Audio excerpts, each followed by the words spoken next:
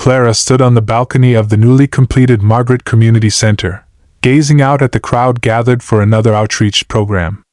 Her life had transformed in ways she couldn't have imagined. The center was thriving, David was healing, and justice had been served for Andrew's untimely death. Yet, in the quiet moments, a hollow ache lingered in her chest. She had spent so much of her life enduring pain, betrayal, and heartbreak. The thought of opening her heart again felt almost impossible. "Excuse me, ma'am, is this seat taken?" A warm, deep voice interrupted her thoughts. Clara turned to see a tall man with kind eyes and a gentle smile standing nearby. He was holding a notepad and wearing a simple but crisp outfit that suggested he was someone with purpose and humility. "No, it's not," Clara said, gesturing to the seat beside her. "Thank you," he said, sitting down. "I'm Matthew, by the way. I heard about this center and thought I'd come see it for myself. I'm a journalist covering community impact stories." "Clara," she said with a polite smile. I manage the center." "Clara," he repeated, his smile widening. "I've read about you. The work you've done here is incredible. You've inspired so many people." Clara chuckled lightly, feeling both flattered and slightly overwhelmed. "I just did what needed to be done. The real heroes are the people we're helping." They fell into an easy conversation. Matthew's genuine curiosity and respectful demeanor caught Clara off guard. He didn't pry or dig into her past like others often did. Instead, he focused on the present, her dreams for the center, her goals for the community, and the impact she hoped to leave behind. As the evening wore on, Clara found herself laughing, really laughing, for the first time in what felt like forever. "I'm sorry I've been talking so much," she said, embarrassed. "What about you? Why do you do what you do?" Matthew's expression turned thoughtful. "I guess because I believe in stories. They have the power to change lives. And when I see people like you, people who've lived through so much and still choose to give back, it reminds me of the good in the world." For the first time in years, Clara felt seen, not as a victim or a martyr, but as a person. As the event wound down, Matthew stood up, handing her his card. "If you ever want to share more about the work you're doing here, or if you just want to grab a coffee, give me a call." Clara took the card hesitantly, her heart fluttering in a way she hadn't felt in years. She wasn't sure if she was ready for whatever this was, but something about Matthew's presence felt safe. "Maybe," she said with a small smile. Matthew nodded, his gaze steady. "No pressure. Just keep being amazing, Clara." As he walked away, Clara stared at the card in her hand, feeling the faint stirrings of hope. Maybe, just maybe, her story wasn't finished yet. For weeks after meeting Matthew, Clara found herself thinking about him more than she cared to admit. She had tucked his card into the corner of her dresser, unsure of what to do with it. Her life had finally found stability, and she feared letting anyone disrupt the fragile peace she'd worked so hard to build. One Sunday evening, as she swept through the community center's offices, she noticed a group of volunteers laughing in the break room. Clara paused, observing their ease and camaraderie. For so long, she had been the pillar of strength for others, but when had anyone been that for her? Her thoughts drifted to Matthew, his gentle humor, his quiet encouragement, the way he had listened without judgment. Without realizing it, she pulled out her phone, found his card and left him a message. 2 days later, they met for coffee at a quiet cafe in town. Clara had almost canceled 3 times, her nerves frayed at the thought of opening herself up again. "You came," Matthew said with a smile as she walked in. "I did," Clara replied, offering a shy smile. They fell into easy conversation once more, but this time, Matthew gently steered the talk toward her. "You've shared so much about the work you're doing," he said. "But what about you, Clara? What makes you happy?" Clara was taken aback by the question. No one had asked her that in years. She hesitated, stirring her coffee. "I don't know," she admitted. "I've been so busy surviving. I don't think I've thought about what makes me happy." Matthew's eyes softened. "Maybe it's time you started thinking about it. Over the next few weeks, Matthew became a quiet but steady presence in Clara's life. He never pushed, never pried, but he always showed up, whether it was to help with a community event or simply to check in on her. Slowly, Clara began to let her guard down. One afternoon, as they walked through the park, Clara opened up about her past, the pain of losing her parents, the betrayal of her uncles, the heartache of her marriage to her late husband Andrew, the challenge of finding David his son and giving him his rightful inheritance, and the struggle she faced in rebuilding her life. Matthew listened intently, his expression a mixture of sadness and admiration. "You've been through so much," he said softly. "But you've come out stronger. I hope you see that." Clara shook her head, tears brimming in her eyes. "Sometimes I feel like I've spent my whole life fighting. I'm tired, Matthew." He stopped walking and turned to face her. "Then let someone fight for you, Clara. You don't have to do it alone anymore." That night, as Clara sat alone in her small apartment, Matthew's words echoed in her mind. She had spent so long building walls around her heart, convinced that letting anyone in would only lead to more pain. But for the first time in years, she wondered if it was possible to let those walls down, not all at once, but brick by brick. Clara and Matthew's connection deepened in the weeks that followed. What had started as simple conversations over coffee grew into shared moments of laughter, quiet walks, and hours spent discussing life, dreams, and the future. But as their bond strengthened, Clara's fears grew louder. She had lived through betrayal and heartbreak before. What if Matthew was like everyone else? What if she let herself believe in love, only to be left broken again? One evening, as they sat together on a bench outside the community center, Matthew noticed her unease. "You've been quiet tonight," he said gently. Clara hesitated, unsure of how to voice the storm brewing inside her. "Matthew, you're so kind. But I don't know if I can do this. I don't know if I can let myself trust again." Matthew reached for her hand but stopped short, giving her the space to decide. "Clara," he said softly, "I'm not asking you to trust me all at once. I know you've been hurt, and I'll never pretend to understand everything you've been through.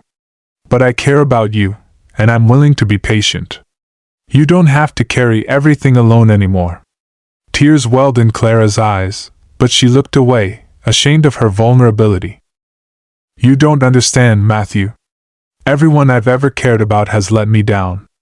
My parents died, my uncles betrayed me, and even David, in his own way, left me behind. What if I let you in and you leave too?" Matthew's expression was firm but tender. "Clara, life doesn't come with guarantees. I can't promise I'll never make mistakes, but I can promise you this: I'm not here to hurt you. I'm here because I see how incredible you are, and I want to be a part of your journey, no matter how long it takes." The days that followed were a turning point for Clara. Slowly, she began to let herself believe in the possibility of happiness. She allowed Matthew into the corners of her life she had kept guarded for so long. One afternoon, while sorting donations at the center, Clara found an old diary she had kept as a teenager. As she flipped through the pages, memories of her dreams and aspirations came rushing back. She had once dreamed of opening a school for underprivileged children, a place where every child felt safe and loved. "You're smiling," Matthew said, walking into the room and noticing the diary in her hands. Clara looked up, her eyes bright. "I'd forgotten about this. I used to dream of starting a school for kids who didn't have a chance." Matthew's smile widened. "Then let's make it happen." Clara laughed, shaking her head. "It's just a silly dream from years ago." "It's not silly," Matthew said firmly. "It's who you are. And I believe in you, Clara. If this is what you want, I'll be right here, supporting you every step of the way." Clara's heart swelled with gratitude. For the first time in years, she felt like someone saw her not just for what she had been through, but for who she could become. Little by little, she allowed herself to hope, not just for a better future, but for a love that was real, steady, and true. Clara and Matthew began working together to bring her childhood dream to life. The idea of starting a school for underprivileged children ignited a fire in Clara that she hadn't felt in years.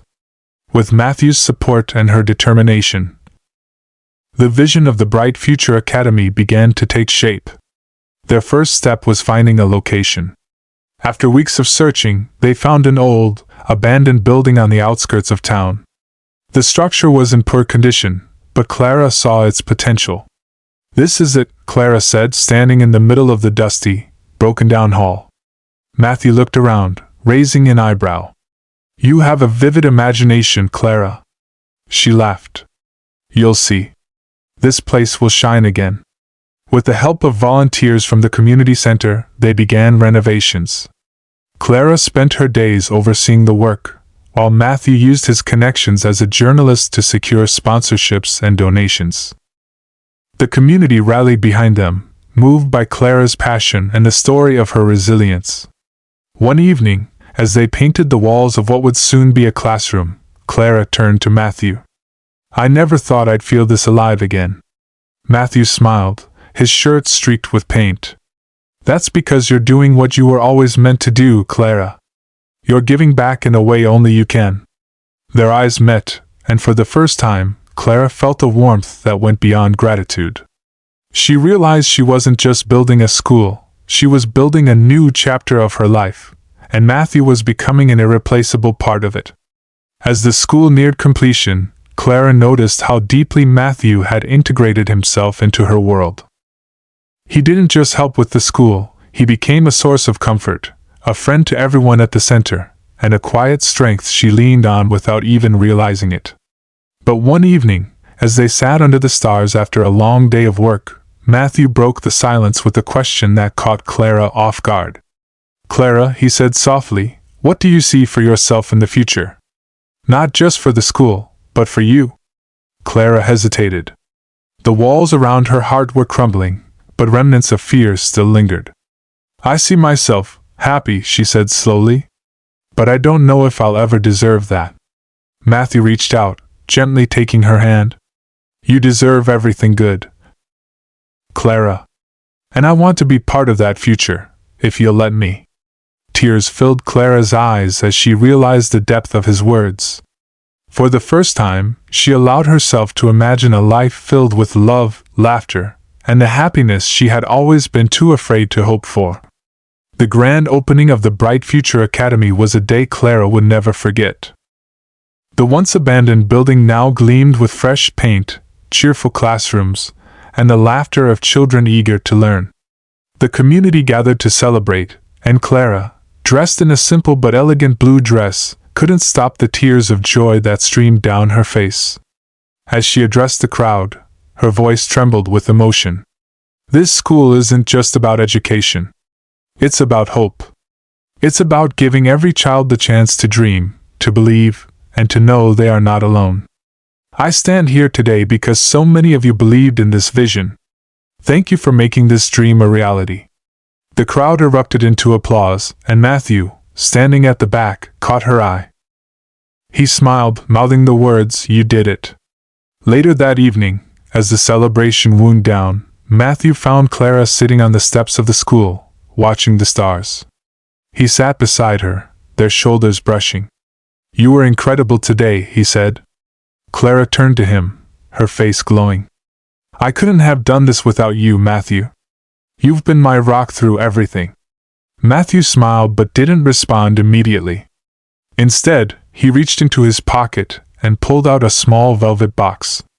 Clara's heart stopped as he opened it, revealing a delicate silver ring. "Clara," Matthew began, his voice steady but filled with emotion, "I've watched you transform pain into purpose, fear into courage, and loss into love. You've inspired me in ways I can't even begin to describe. I don't want to just be a part of your journey. I want to walk it with you, every step of the way. Will you marry me?" Clara stared at him, tears streaming down her face. For years, she had believed she was unworthy of love, that happiness was a luxury she could never afford. But in Matthew's eyes, she saw not just love but a deep admiration and respect for the woman she had become. "Yes," she whispered, her voice choked with emotion. "Yes, Matthew, I'll marry you." Their wedding was a simple yet beautiful ceremony held at the school. Surrounded by the children, the community, and a few close friends, Clara and Matthew exchanged vows that spoke of hope, resilience, and a future filled with love. As they danced under the open sky that evening, Clara felt an overwhelming sense of peace. She had survived betrayal, heartbreak, and loss, but those struggles had shaped her into the woman she was now, strong, compassionate, and unafraid to love again. Dear viewers, I know you must be wondering, where is David? Well, David is fine. He has relocated abroad with his adopted parents few months back, after he gained admission to study in college. He was having his exams same time of Clara's wedding, and so he was unable to attend, but he made sure to send his greetings and well wishes across to Clara. He had a video call with her, where he expressed how he's genuinely happy for her, and wished her a successful marital bliss. Clara felt grateful for the message, and she was so happy for him as well. And mostly for the new growth and development they're both currently enjoying. Years later, Clara and Matthew welcomed a beautiful daughter, who brought so much joy and purpose to them. Dear viewers, no matter how dark life may seem, hope and love can transform even the deepest wounds into something beautiful. Sometimes, the people who truly love us arrive when we least expect them, helping us to rebuild and believe again. If Clara's journey inspired you, don't forget to like, share, and subscribe for more heartfelt stories like this one. Let us know in the comments what this story means to you, and remember, there's always hope, no matter how tough life gets.